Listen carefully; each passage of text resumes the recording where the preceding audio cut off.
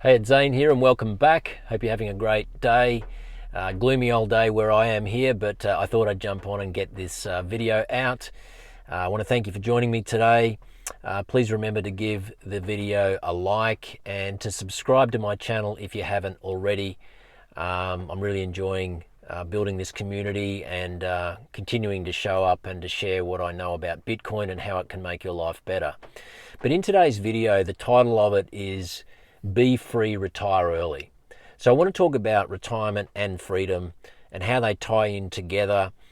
So if you're somebody who's thinking about retirement, maybe in the next 10 to 15 years, maybe you're already semi-retired, maybe you're questioning whether you have enough to sustain you comfortably for the next 20, 30 years. These are all questions that when we get into our sort of mid to late 40s and beyond, we really start to think about if we care about our financial future. And I guess you would only be here because you do care about your financial future and you're certainly interested in how Bitcoin can play into that.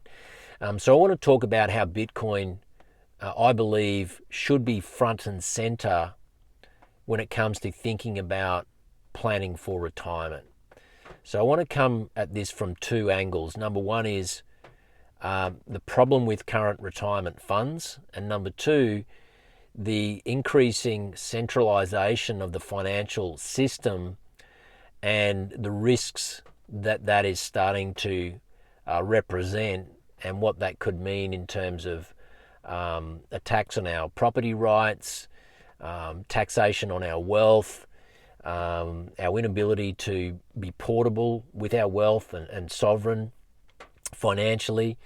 And so, like I keep saying, Bitcoin is a multifaceted digital property or monetary system that when you start to understand the whole piece of it, you begin to realize that it solves many, many, many problems.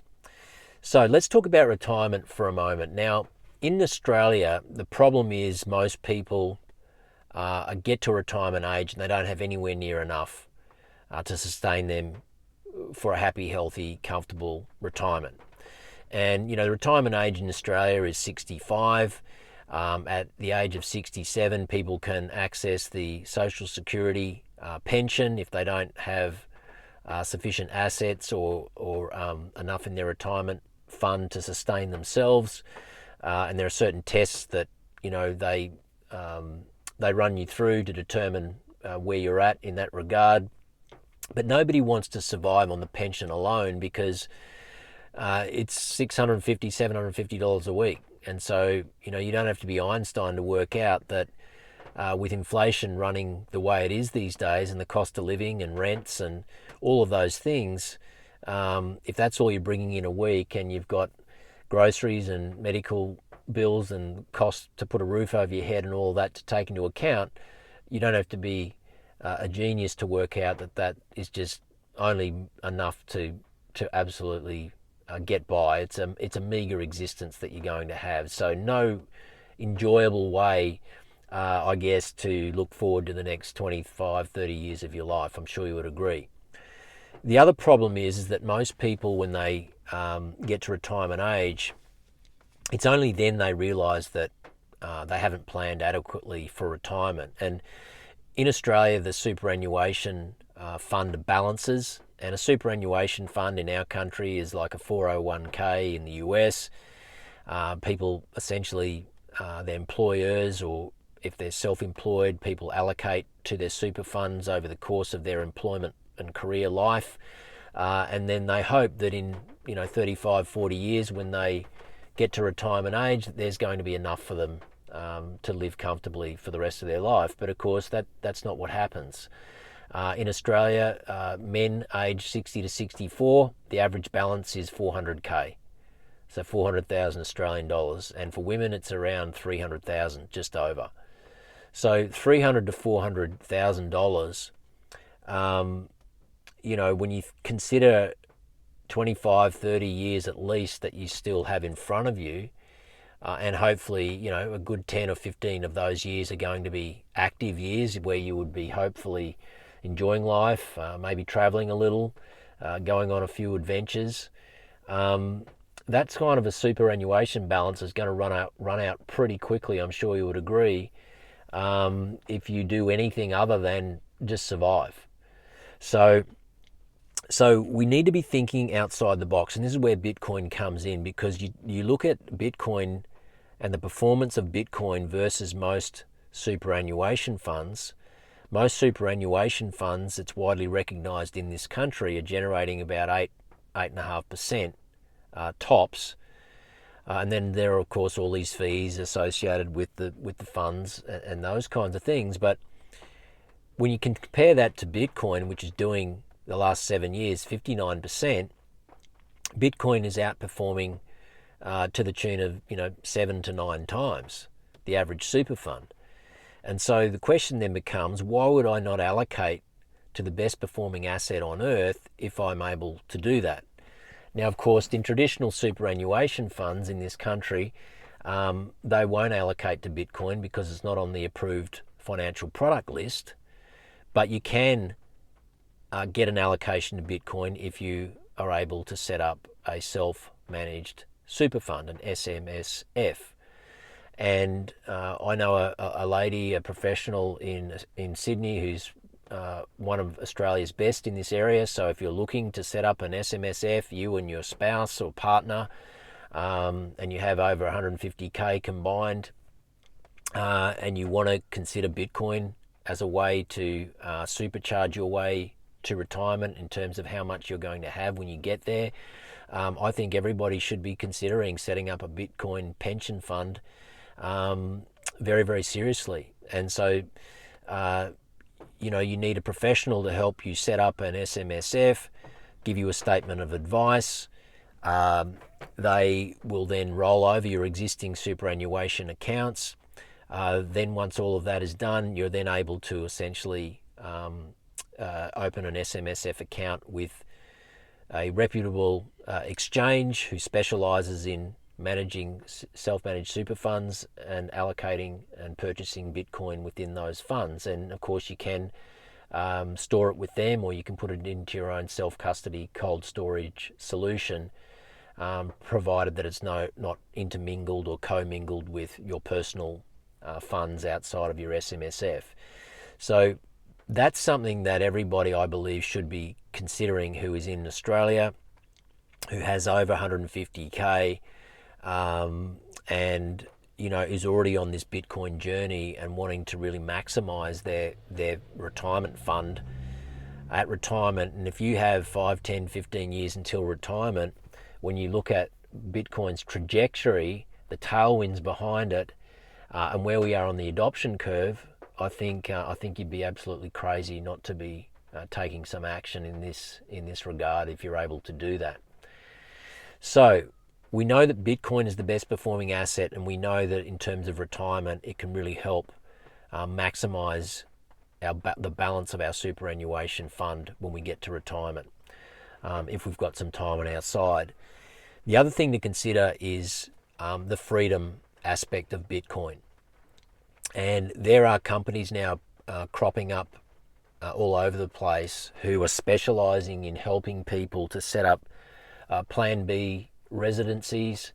There are a number of countries out there that are attracting people, particularly Bitcoiners, because they understand the problems with the main legacy countries, and the more centralized that they're becoming, and the tougher they're becoming with their constraints and changes to property rules and taxation and all of those things. These are phenomenons that are just continuing, and so people are getting to a point where they're starting to question whether or not they want to stay attached in their jurisdiction. Now, I'm not saying that we all need to pack up and leave our country.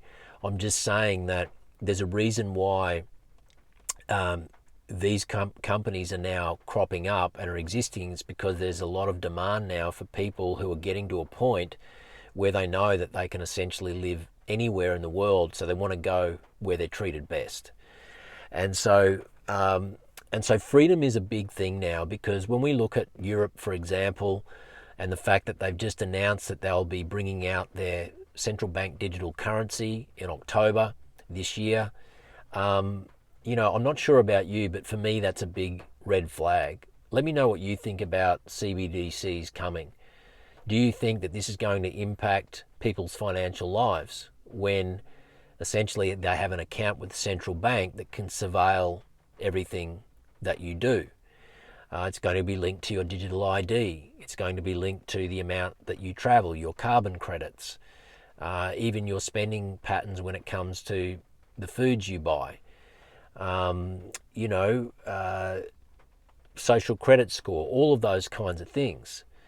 And so, we know that this is, a brains child of the World Economic Forum. We know that our country and other countries, we're hoping that the US is going to be returning a lot of policies back to the people so that the US becomes the beacon of freedom once again under this new administration. Remains to be seen if that happens. We're all hopeful that it will.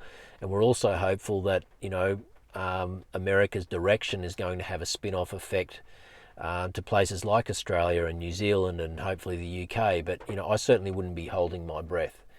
And so that all remains to be seen. But all that you and I can do is to take control of our own financial life. And Bitcoin gives us the opportunity, not just from a number go up technology to be able to do that, but also from a self-sovereignty aspect, really being tuned into the freedom technology that Bitcoin represents, being decentralized, being absolutely portable wealth, so we can essentially be the custodian of our own financial life without the need for a bank, no counterparty, permissionless, uncensorable, non-confiscatable property that you and I own and that we have the ability to take with us at any time without needing any consensus or permission from anybody.